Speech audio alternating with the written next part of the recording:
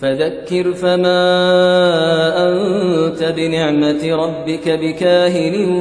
ولا مجنون أم يقولون شاعر نتربص به ريب المنون قل تربصوا فإني معكم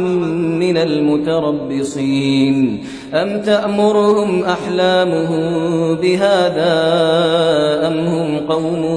طاغون أم يقولون تقوله بل لا يؤمنون فليأتوا بحديث مثله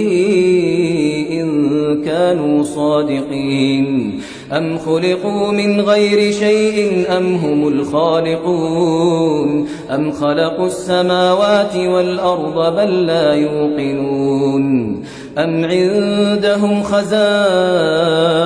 ربك أم هم المسيطرون أم لهم سلطان